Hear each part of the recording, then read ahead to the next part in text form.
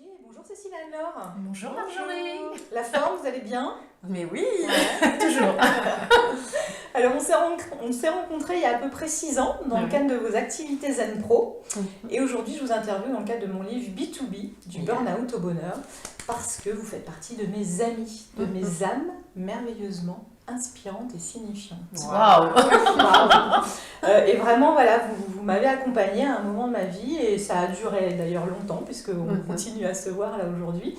Et je vais vous proposer quelques questions et puis il y aura un petit truc aussi à la fin, mais je vous en dis pas plus. Ok. Ça marche. Alors, première question. Si vous deviez définir votre activité en 30 secondes, que diriez-vous? C'est un vrai challenge. Hein. C'est ça. On a dit qu'on était challengeuse ou on l'est pas. Hein. Alors 30 secondes chacune. Alors moi pour ma part je suis psychologue mais aussi du coup formatrice de psychologue, thérapeute, coach et autres professionnels du bien-être, auteur dans le développement personnel, la psychologie positive et du coup co-dirigeante, ça c'est ce qu'on a en commun, du centre de formation Zen Pro. Et après je me définis un peu comme une rêveuse entrepreneuse, c'est-à-dire que j'ai plein de rêves et j'aime bien les entreprendre et après en général c'est tout le temps en lien avec le bien-être, le mieux-être pour tout le monde, et souvent autour de la psychologie positive. Ouais, challenge réussi. Yeah. Finalement, c'est long 30 secondes. Ça va. Alors, dis-moi tout.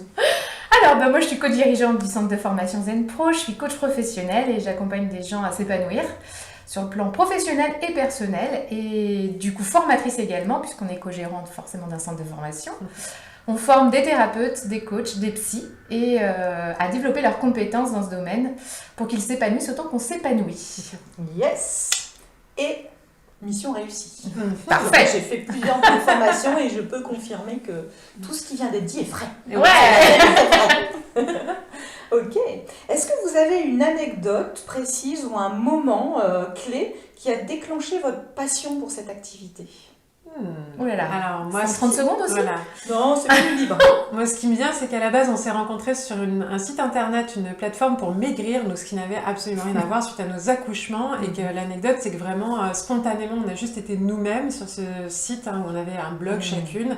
Et on s'est rencontrés dans les échanges autour de la psychologie positive, du développement personnel. Et que grâce à cet échange qu'on a partagé publiquement avec une communauté, le dirigeant de la société nous a embauchés pour être payés à faire ce qu'on faisait naturellement en fait. Donc pour moi ça a été vraiment l'élément déclencheur et qui est venu à nous alors qu'à la base on n'y pensait même pas. Est-ce que tu as une autre idée? Je ne sais pas. C'est compliqué parce qu'effectivement c'est celle qui moi me frappe le plus, d'autant qu'en plus moi j'étais absolument pas dans ce métier-là, j'étais assistante commerciale chez un concessionnaire moto. Alors oui, je parlais beaucoup avec les clients au comptoir. C'était peut-être le début justement parce que j'écoutais leur vie avec passion et intérêt. Et donc du coup, effectivement, après, ce qui moi m'a semblé magique, c'est le jour où justement quand j'ai demandé, mais vous êtes sûr, c'est moi que vous voulez pour cette mission-là? Ils m'ont dit, ah oui, non en fait on veut te payer juste pour être toi, reste toi. Et ça a été magique. Ouais. Et c'est une belle première leçon finalement. Complètement. À chaque fois, ça a été le début. Restez vous-même et c'est ça qui va fonctionner. Exactement. Oui. Ouais, super. Alors, vous travaillez en famille toutes les deux, donc quasi depuis le départ, et voilà, même s'il y a eu différents stades, mais donc avec vos deux conjoints respectifs. Comment vous arrivez à maîtriser l'équilibre vie pro, vie perso? Ça se fait super naturellement en fait, parce que du coup, je pense que chacun on vit ça, enfin c'est pas un métier en fait, ça fait partie de notre vie, donc l'équilibre, et en plus l'équilibre c'est ce qu'on prône au quotidien aux personnes, donc on l'applique forcément, parce que tout ce qu'on fait, on le dit, tout ce qu'on dit, on le fait, et donc forcément c'est un cercle vertueux pour le coup, et l'équilibre se fait naturellement, et même avec les enfants en fait, parce qu'ils y montrent. Au jour d'aujourd'hui, ils ont grandi depuis qu'on a démarré. C'était il y a 10 ans, donc aujourd'hui ils sont adolescents, pour les plus grands, et ils s'impliquent. Et on voit qu'ils ont de l'intérêt pour ce qu'on fait, et ils appliquent eux-mêmes ce qu'on prône. C'est juste magique. Oui, et moi qui vous connais, effectivement aussi en famille, en fait, juste par mimétisme, ils ont appris, donc c'est même pas qu'ils s'y intéressent, c'est naturel. C'est leur langue maternelle. En fait. C'est ça. Et moi, j'ajouterais que on n'a rien sans rien non plus et que on se donne aussi les moyens de garder cet équilibre. Et moi, c'est pas pour rien. Il y a plus de 10 ans que j'ai inventé cette méthode que j'applique en tant que psychologue, la méthode des piliers de vie. C'était pour aider les gens à garder leur équilibre de vie. Mais en fait, cette méthode, moi, je l'applique tout le temps. Je l'applique pour moi, je l'applique en couple, on l'applique même entre nous, on se fait l'exercice entre nous. Et c'est régulièrement. Et dès que je vois que j'ai quelque chose d'inconfortable dans ma vie à un moment donné, je refais l'équilibre de mes piliers, voir où est-ce que ça pêche pour pouvoir me dire, allez, là, il faut mettre un peu d'intention, d'énergie, de moyens, de temps, selon le besoin, pour pouvoir rééquilibrer l'ensemble. Et je pense qu'après, c'est parce qu'on est à l'écoute de nous-mêmes, en fait, justement, qu'on tient compte de ça. On ne fait pas que le constat, c'est que dès qu'on constate, on passe à l'action dans le sens du rééquilibrage, en étant respectueux et bienveillant envers nous-mêmes. On peut, hormis dans un de tes bouquins, si on tape pilier de vie, c'est signe de vie, on trouve des choses sur Internet. Oui, tout à fait. Il y a plusieurs articles. N'hésitez pas à aller voir parce qu'effectivement, c'est une approche qui est très simple. Tout le monde peut l'utiliser. Qui est vraiment efficace. Moi, je l'utilise aussi beaucoup dans mes ateliers. Ok. On espère que tu l'appliques pour toi aussi. Oui. Tout à fait. Quels sont les challenges de votre vie qui ont fait la personne que vous êtes aujourd'hui ? Alors les challenges, je crois que j'en ai moi pour ma part régulièrement parce qu'en fait je fonce en fait au coup de cœur. Alors je suis bélier, peut-être que c'est un signe qui fonce, mais en tout cas je me suis jamais arrêtée à une difficulté parce que je ne voulais pas connaître la mesure de la difficulté. Du coup par exemple, pour te donner un exemple entre autres, c'est mon mari actuellement, avant, il me fait la demande, veux-tu m'épouser? Donc oui, là c'est pas un risque. Hein. En revanche, là où je veux en venir, c'est par exemple, je me suis dit, oh, je vais faire ma robe de mariée.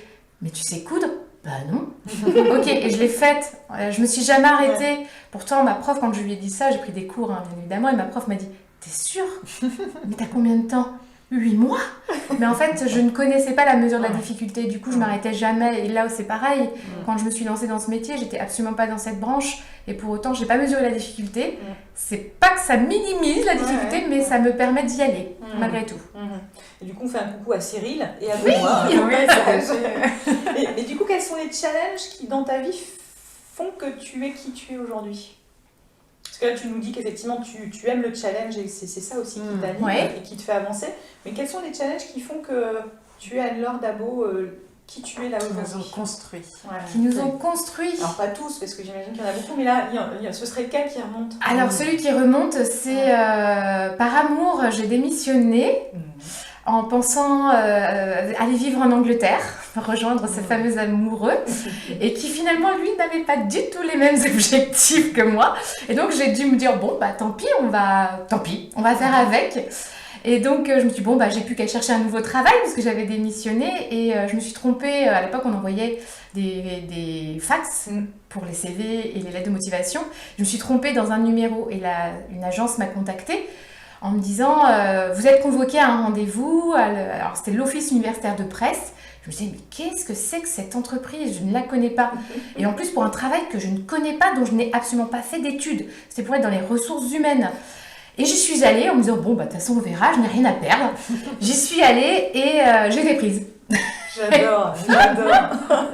Les signes de la vie, finalement, c'est bizarre, j'ai pas fait tout ça. Bon, ben, c'est une invitation finalement de la vie qui allait et c'était le bon rendez-vous en fait. Exactement. Voilà. Et peut-être du coup les premiers pas aussi dans la relation humaine et dans... Complètement, puisque là du coup on était à fond dedans, c'était les ressources humaines, donc forcément c'était dedans. Génial, je kiffe cette anecdote. Et pour toi Cécile, et ben moi ça remonte bien plus loin. Ouais, ça remonte vraiment à mon adolescence où j'étais en fait au collège et ma mère était prof de maths. Et ma mère était prof de maths au collège, très connue, la plus ancienne du collège, très voilà, on la respecte, il faut faire attention, voilà. Et du coup quand je suis arrivée au collège, on m'a tout de suite identifiée comme la fille de la prof de maths et le challenge ça a été 4 ans où j'ai dû passer derrière une étiquette et où j'ai eu la sensation d'être invisible, où il fallait que j'existe derrière ça et en même temps j'arrivais pas à trouver ma place parce qu'en plus j'étais bonne en maths, alors ça vient encore plus coller l'étiquette, ma mère étant prof de maths, donc du coup je me sortais pas de cette étiquette là. Et finalement, pendant cette période-là, j'ai appris à écouter les autres, à observer les autres. J'ai beaucoup analysé tout ce qui se passait, pourquoi les gens réagissaient. J'ai eu l'impression d'être transparente, invisible, mais du coup, d'avoir cette capacité à observer un peu tout ça. Et le jour où je suis arrivée au lycée, où il n'y avait plus ma mère, où il n'y avait plus cette étiquette, et ben j'avais cette écoute que personne n'avait et que j'ai eu l'impression l'impression que plein de gens me disaient « Ah, c'est dingue, qu'est-ce qu'on est bien à parler avec toi, etc. » Et là, par contre, j'ai pu m'ouvrir. Je me suis vraiment ouverte. J'ai vraiment, voilà, d'un seul coup, j'ai eu l'impression que Cécile Neville, enfin, à l'époque, avec mon jeune fille, existait. Et du coup, je me suis vraiment révélée et je pense que mon âme de psychologue, quelque part, vient un peu de ce challenge de la vie qui n'a pas été facile à vivre. Hein, sur le moment, c'était... 4 ans, c'est long. Voilà, hein, acné, tout ça, des bagues, j'avais la totale. Et cette indifférence des autres, un peu ce côté invisibilité. Et aujourd'hui, bah, du coup, il a fallu que j'apprenne à me rendre visible et à assumer que j'étais psychologue. Et tout ça, ça a été des étapes que... J'ai beaucoup travaillé sur ça à différentes époques. Mais je pense que c'est aussi grâce à ça que je suis devenue psychologue. Et après, tout le reste des activités. Harry Potter s'est inspiré de Cécile pour la cape d'invisibilité. Ah, c'est ça, je me disais.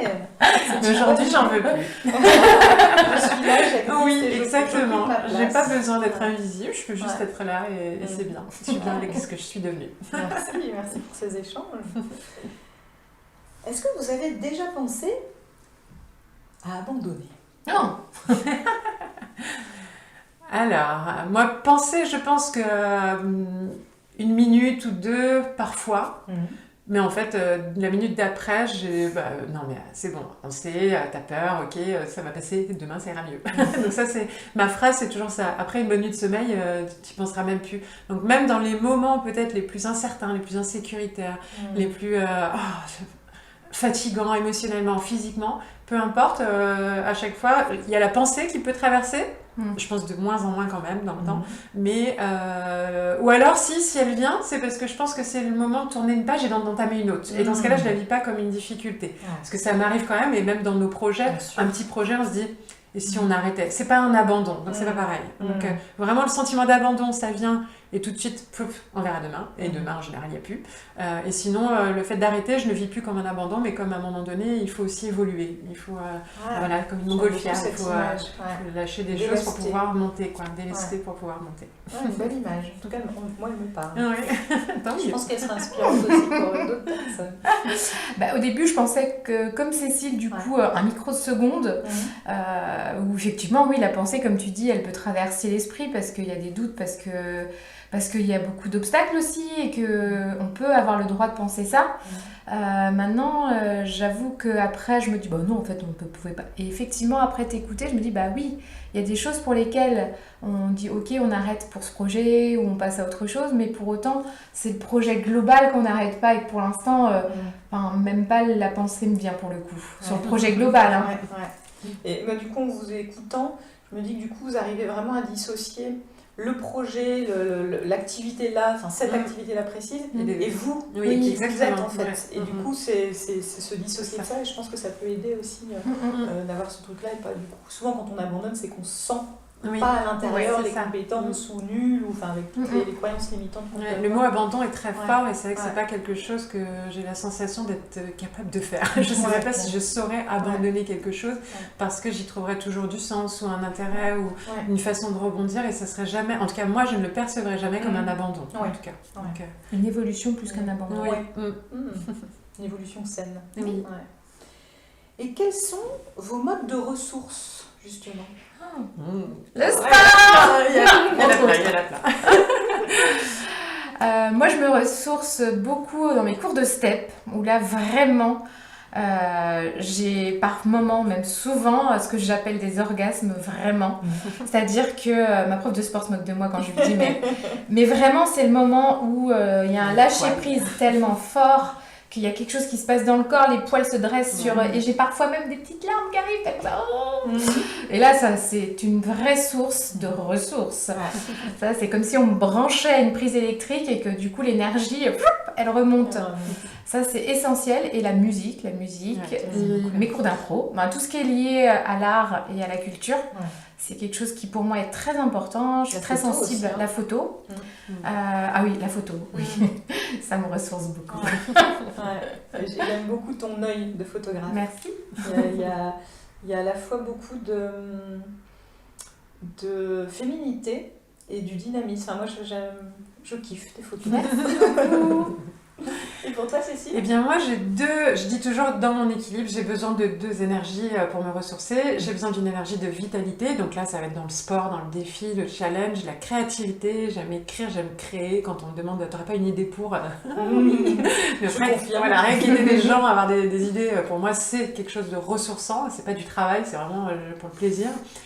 Mais de l'autre côté, j'ai aussi besoin de la douceur, du spa, du massage, de mes enfants, des câlins, des temps sur le canapé en famille avec mon homme, des temps très très calmes où vraiment je suis dans la douceur. J'ai besoin de douceur et de tendresse. Je sens que c'est une énergie qui est vraiment essentielle dans ma vie, tout comme vitalité. Voilà, c'est un équilibre entre les deux et donc selon mon besoin, je vais aller puiser dans l'un, je vais aller puiser dans l'autre et des fois j'attends un peu trop et je suis en manque de l'un ou je suis en manque de l'autre et bah là hop il faut que je fasse quelque chose et là j'ai multiples vitalités, je choisis voilà, selon le moment, et n'importe où, n'importe quand c'est possible en fait, mais je sais que c'est souvent ces 2 énergies complémentaires qui me permettent de me ressourcer. Et en plus c'est des ressources qui ne coûtent rien. Exactement, que l'on peut trouver vraiment très facilement à volonté.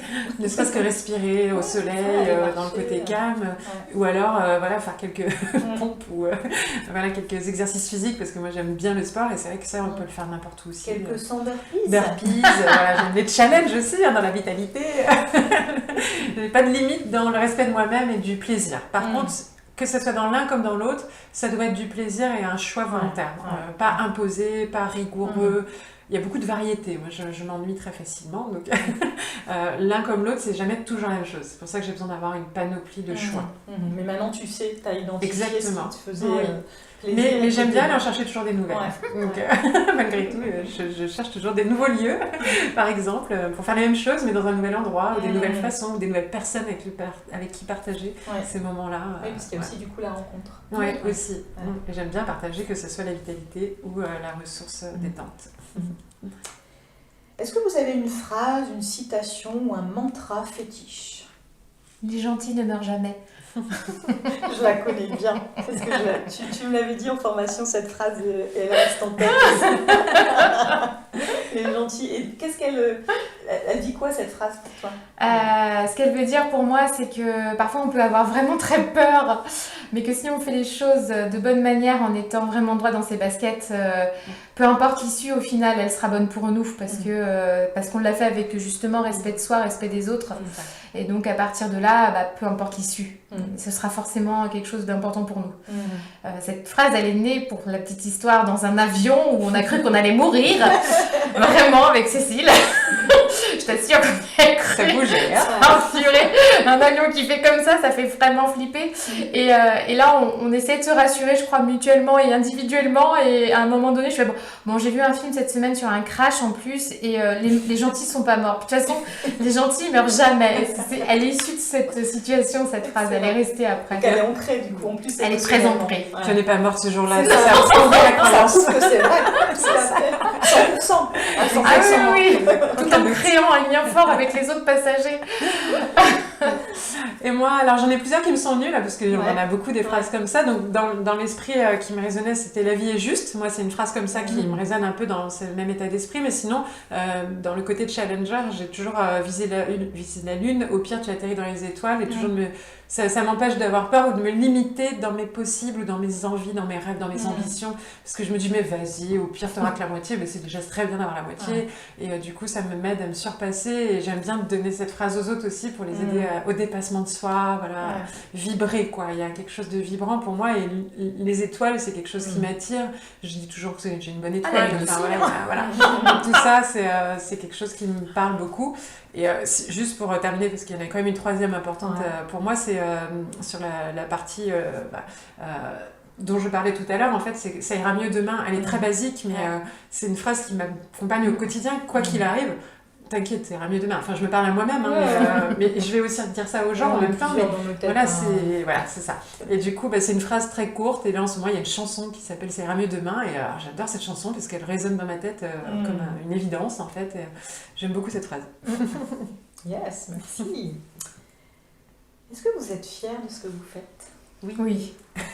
Pourquoi? Dites-nous pourquoi. Pourquoi? Parce qu'on voit l'impact qu'on a également autour de nous, on voit l'impact, ça se limite pas à nos propres vies, ça se limite pas à nos enfants comme on a pu le dire. J'ai l'impression même qu'il n'y a aucune limite, c'est que on perçoit des choses parfois où on se dit oh là là, je crois que j'y ai contribué, c'est vachement agréable. Contribuer à l'équilibre du monde. Ouais, c'est ça, je vous ai plus grand. Moi, je pense que je suis aussi fière de moi parce que j'ai réussi à apprendre à me respecter, à m'aimer, à m'écouter et du coup à être alignée. Et vraiment, ça fait que 2 ans, je crois, que j'ai dit ça y est, je m'aime vraiment. Hein, alors que ça fait des années que je me respecte et que j'apprécie qui je suis. Mais je m'aime, j'en ai pleuré le jour où j'ai eu cette révélation. Et pleurer. Hein. On était ensemble encore une fois à ce moment-là, mais quand j'ai réalisé ça, et depuis, c'est resté. Et c'est une évidence. Et je suis très fière de ça. Et je pense que c'est inspirant pour les autres. Je pense que c'est beaucoup inspirant pour mes enfants et ça je suis hyper fière, je dis ça, j'ai la chair de poule. Voilà, c'est aussi fière de ce que j'apporte à mes enfants rien que parce qu'on fait, parce qu'on est et après tout l'impact sur le monde dont on n'a même pas conscience et qui des fois on apprend des choses, on se dit non, waouh, avec mes livres des fois qui se diffusent dans le monde entier, je ne sais même pas où ils sont, juste que les formations en ligne qui sont pareil partout dans le monde, on n'a pas conscience, mais aussi parfois une simple phrase dans une conférence ou une vidéo qui peut impacter une personne, les vidéos YouTube, on ne sait jamais qui va... Et des fois on se dit waouh, c'est top. Et donc fier parce qu'on se respecte toujours, on est honnête, on est vrai dans tout ça. L'intégrité, c'est une fierté liée à nos valeurs en fait. Ce qui ne nous empêche pas de nous tromper parfois. Ah oui, mais... l'imperfection, et on est même fiers d'accepter ces imperfections. Et c'est moi qui vous connais bien en toute humilité. En fait. Oui, c'est ça, c'est que le but n'est pas une reconnaissance, n'est pas un ego, c'est d'être soi, de prendre du plaisir et en plus d'impacter, d'impacter au maximum. Il y a quelque chose qui vous a impacté positivement, vous êtes dans l'envie de partager au plus grand nombre. C'est même l'inverse, on se sent presque égoïste si on a quelque chose qui se passe en nous et qu'on le relaie pas, parce que je me dis mais il faut que tout le monde le sache, c'est pas possible, pourquoi les gens ils font pas ça? Donc voilà. Okay. Alors, l'interview touche à sa fin. On arrive à la surprise. Avant la surprise, mais juste avant la surprise, avec quoi vous repartez de cette interview? Moi, toujours autant de plaisir à chaque fois à remettre en conscience des choses qui font du bien. Donc, ça fait partie de la démarche de la psychologie positive, d'aller chercher ce qui est bon, les forces, les ressources, les mantras positifs et tout ça. Donc, voilà, du développement personnel en soi. Et donc, même une interview peut devenir un outil de développement personnel parce que forcément, derrière, moi, ça m'a nourri en vitalité, ça m'a redonné un peu de fierté, ça m'a reconnecté aux petites étoiles. Voilà, donc c'est toujours un plaisir. Et puis, le plaisir de te voir toi aussi faire cette action-là par rapport à ce que tu es et ton projet et ton parcours que je suis aussi depuis longtemps. Et le fait que tu nous partages cette expérience et que tu nous inclus dedans. Voilà, pour moi, c'est quelque chose de touchant et qui me fait très plaisir. Merci Cécile. La fierté de contribuer à ton projet. Moi, j'aime bien quand on me dit « Oh, je peux t'interviewer ?» Vas-y, je t'en prie. Donc forcément, et puis surtout aussi la prise de conscience que malgré tout, on a tout ça, mais c'est pas pour rien aussi, c'est que on est actrice en fait vraiment de tout ça, c'est qu'on s'en donne les moyens. Parfois on entend des choses, pour vous c'est facile, mais en fait non, c'est pas facile, on sait faire, et ça c'est très différent, et que c'est pas non plus sans aucune difficulté, bien au contraire, il y en a, comme pour tout le monde, mais aussi voilà la prise de conscience que ça fait 10 ans qu'on se côtoie, 10 ans qu'on travaille ensemble, 10 ans qu'on apprend toujours, 10 ans qu'on partage, parce que tous les souvenirs qu'on pouvait, c'est des choses qu'on a vécues ensemble. J'ai dit, c'est dingue quand même. Et c'est très appréciable. C'est un beau cadeau là, que Cécile et Anne vous font. Pour nous aussi, c'est difficile, c'est juste ça s'apprend. Oui, c'est ça. Et je retiens une phrase que tu avais dit aussi en formation, c'est ni facile ni difficile, c'est ça s'apprend. Oui, c'est ça. On sait faire, on sait pas faire, et quoi qu'il arrive, on peut apprendre à faire. Ok. Déjà, un grand merci pour cette interview. Merci à toi. Moi, je suis très touchée, je sens que je suis déjà émue. Le cadeau, c'est je vais vous lire ce que j'ai écrit sur vous, un Tintin dans mon livre. Donc, je vais venir vous rejoindre au milieu. Cool. Je vais prendre une grande respiration. On va respirer. Alors, donc, vous faites partie de la rubrique qui s'appelle des déclics et des hommes et des femmes. Dans les déclics, il y a des hommes et des femmes, il y a aussi des conférences, des livres, etc. Et où j'aimerais justement rencontrer les auteurs parce qu'ils m'ont aussi apporté quelque chose. Et donc là, je vais vous lire la partie, parce que la partie commence par vous. La psychologie positive, je l'ai découverte en partie grâce à 2 merveilleuses femmes, Cécile Neuville et Anne-Laure Dabo, cofondatrices de Zen Pro, et pionnières en France à l'époque dans leur élan de vouloir partager ces découvertes scientifiques aux professionnels de l'accompagnement et aussi au grand public, de manière joyeuse et spontanée, et notamment sous forme de formations en ligne et d'ateliers du bonheur. Et c'est par ces ateliers du bonheur que mon aventure à leur côté a démarré et que mon appétence pour la psychologie a commencé. Je me suis formée auprès d'elles en 2012, je crois, pour animer ensuite mes propres ateliers du bonheur, puis j'ai suivi leurs autres formations en ligne et en présentiel. Notre relation ayant tout de suite été forte, de confiance et comme une évidente connexion, nous sommes assez naturellement devenus amis et partenaires, et j'ai le grand plaisir depuis quelques années maintenant de faire partie intégrante de la famille Zen Pro. Parce que pour moi c'est vraiment une vraie famille, à la fois dans vos collaborateurs, mais avec votre public, quoi. C'est vraiment une famille. Pourquoi j'ai choisi de parler de Cécile et Anne-Laure dans ce chapitre précis des déclics et des hommes et femmes ? Outre tout ce qu'elles m'ont apporté au niveau des connaissances en psychologie positive, elles m'ont offert une des plus belles choses que l'on puisse donner. Et donc j'écris, mais ça revient là. Ah ben voilà que les larmes d'émotion coulent sur mon visage et ont bu mes yeux. Depuis notre première rencontre,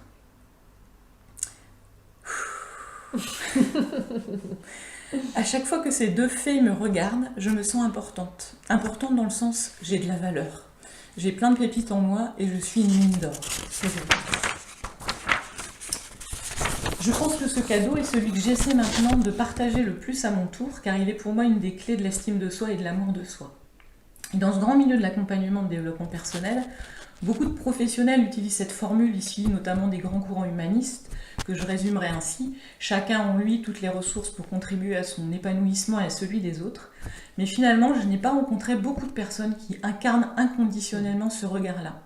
Eh bien, je peux vous dire que Cécile et Anne-Laure ont ce pouvoir magique qui fait que lorsqu'on les rencontre, on se sent grandi à l'intérieur et on croit en nos forces, même si on n'arrive pas forcément à les activer tout de suite. On sait qu'elles sont là en nous, à l'intérieur de notre mine d'or. Une autre compétence qu'elles m'ont aidé à activer à la fois grâce à ce regard et aussi de par leur exemple dans tout ce qu'elles mettent en place et dans leur partage, c'est l'audace. Je pense que je l'avais déjà un peu en moi, mais à leur contact, je peux dire que je l'ai développé beaucoup, passionnément, à la folie. À la folie douce et créatrice, celle qui fait que j'avance et que je prends du plaisir dans ce que je fais et surtout dans ce que je suis. Plaisir de me sentir vivante. Je me sens vivante. Oui. Voilà tout le mal que je dis de vous dans ce bouquin. Merci. Donc c'est ce cadeau que j'avais envie de vous faire et de partager. C'est vraiment important pour moi de dire aux gens, prenez conscience en fait de ces déclics-là, de ce que ça vous apporte et qui fait qu'ils font... En fait, c'est des effets miroirs aussi, tout ça. Et donc là, c'était via des formatrices, mais dans les interviews que je vais faire, c'est aussi des amis, c'est aussi un livre, etc. Et c'est tout ça qui nous aide à renaître et à mieux se comprendre, et qu'on est aussi nous-mêmes l'ami de plein de monde sans le savoir, parce qu'effectivement vous connaissez l'impact et vous savez un petit peu, on s'est déjà échangé ce que vous m'avez apporté, mais on n'a pas toujours conscience de l'impact que nous on peut avoir aussi sur les gens. Et l'idée c'est aussi pour moi de réapprendre à être son propre ami en fait, d'être nous-mêmes, pour nous-mêmes une personne inspirante. Et c'est vrai qu'en allant voir, bah tiens, si je suis fière de ça, bah ouais, quoi, de le prendre en fait. Et souvent on dit non, c'est normal, tout le monde le fait, etc. C'est facile. C'est facile. Mais en fait non, de prendre conscience de toutes les compétences qu'on met en place tout au long de la journée, tout au long de notre vie, et qui font que sans qu'on s'en rende compte, on a de l'influence sur nous, mais aussi sur les autres et sur le monde. Bah, je pense que tu auras beaucoup d'influence sur beaucoup de monde. Et ces petites vidéos encore plus, qui vont rajouter une vraie valeur ajoutée. Ouais, et ça fait longtemps qu'il est terminé, je l'ai écrit au fil des 10 années, mais sans imaginer finalement que j'allais vraiment l'éditer. Et il manquait un truc, je savais pas quoi, et je pense que ce cadeau-là, vraiment... un bout de toi. Et vraiment des personnes que... Ouais, tout à fait. Merci beaucoup. Merci à toi. Merci à vous. On se retrouve dans une prochaine vidéo et je vous souhaite plein de bonheur. Et du coup, le message, c'est quoi? Soyez vous-même. Soyez vous-même. Soyez vous-même, aimez-vous et bienveillance et douceur envers vous-même, mais un petit peu d'audace. Oui, même beaucoup d'audace. Soyez fous. Merci beaucoup. Merci.